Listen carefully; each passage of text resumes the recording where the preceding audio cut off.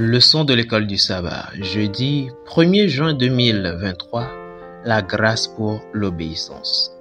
La grâce pour l'obéissance. La femme en pourpre et en écarlate, montée sur la bête couverte d'écarlate, a distribué sa coupe de vin et le monde est ivre des fausses doctrines de Babylone. En parlant du vin de Babylone, Ellen G.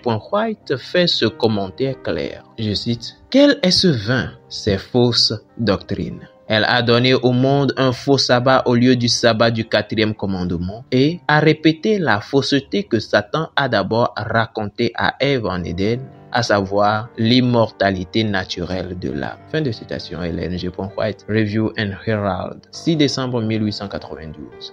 Ces enseignements erronés ont conduit des millions de personnes en erreur. En conséquence, Dieu donne à son peuple, toujours retranché dans l'erreur, un dernier appel des derniers jours. Lisons Apocalypse chapitre 18, le verset 4 et 5. Là, il est écrit, « Et j'entendis du ciel une autre voix qui disait, « Sortez du milieu d'elle, mon peuple, afin que vous ne participiez point à ses péchés et que vous n'ayez point de part à ses fléaux. Car ses péchés se sont accumulés jusqu'au ciel et Dieu s'est souvenu de ses iniquités. » Amen. Quel est l'appel de Dieu aux multitudes qui sont encore dans des organisations religieuses déchues?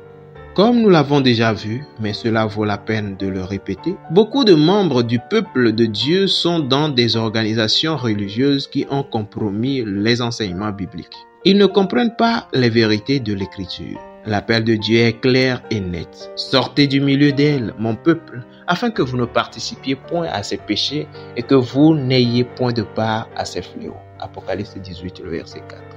Lisons 1 Jean 3, le verset 4. Là, il est écrit, « Quiconque pêche transgresse la loi, et le péché est la transgression de la loi. » Amen. Comparons-le à Romains chapitre 14, le verset 23. Là, il est écrit, « Mais celui qui a des doutes au sujet de ce qu'il mange est condamné, parce qu'il n'agit pas par conviction.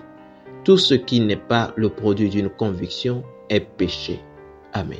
Comment la Bible définit-elle le péché? Comment ces passages bibliques s'harmonisent-ils?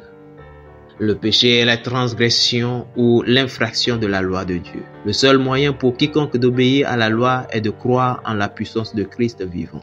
Nous sommes des êtres humains faibles, fragiles, chancelants et pécheurs. Par la foi, lorsque nous acceptons Christ, sa grâce expie notre passé et donne de la force à notre présent. Il nous donne la grâce et l'apostolat pour nous amener en son nom à l'obéissance de la foi. Romains 1, le verset 5.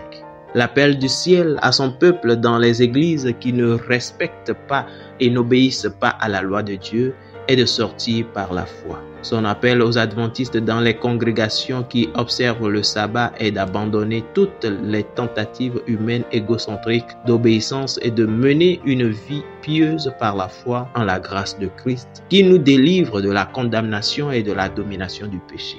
Et tout comme la fidélité d'Israël à la loi de Deutéronome 4, verset 6 aurait été un puissant témoignage pour le monde, notre fidélité, elle aussi, peut être un puissant témoignage et aider à guider les gens hors de Babylone. Fidèles auditeurs et internautes, que Dieu vous garde. Amen.